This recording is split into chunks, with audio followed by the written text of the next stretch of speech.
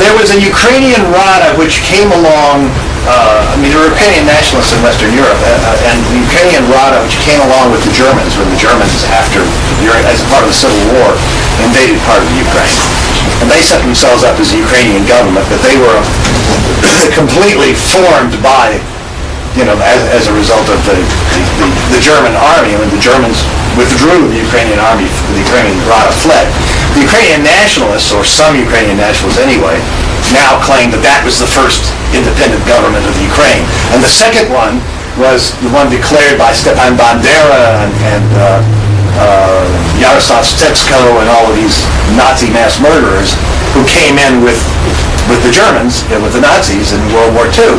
And they had their contradictions with the Germans. Hitler decided that he didn't want to give them as long a leash as they wanted, right?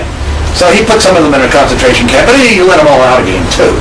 So, and they were involved in lots of mass murders. In fact, I quote some research done by anti-nationalist, but still bourgeois, not leftist, Ukrainian scholars in this article on the Katyn issue.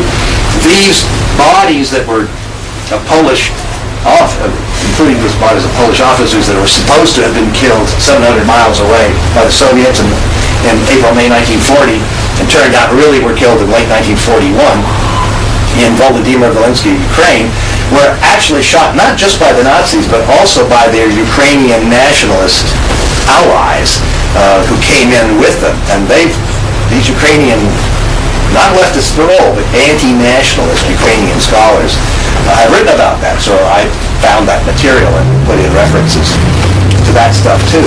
So like Polish nationalism, and this probably goes for other Eastern European countries too, the construction of Ukrainian nationalism is very right-wing. It makes heroes out of these fascist mass murderers. And there's an article in today's New York Times where somebody, reporters interviews this professor, Andreas Umland, who is of German background. I get his newsletter. He's an communist guy. He teaches in a Ukrainian university. They ask him about Bandera, and he says, "Oh, Bandera, some say he was a nationalist, and some say he was a fascist, and there's no agreement about that. What a coward, Of course, he was a fascist.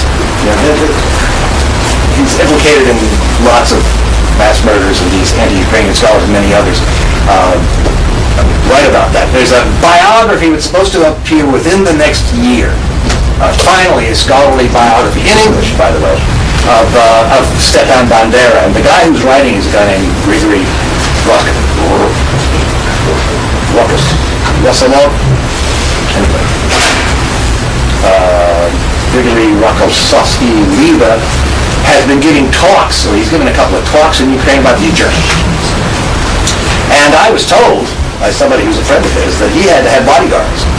The Ukrainian right wing was going to attack his talks because he's attacking their hero. And there are streets named after him in western Ukraine and statues to him. And then in eastern Ukraine there are monuments to the victims of the Ukrainian nationalists. So this is a big split. Ukraine is very seriously split, and we can see that kind of thing going on now.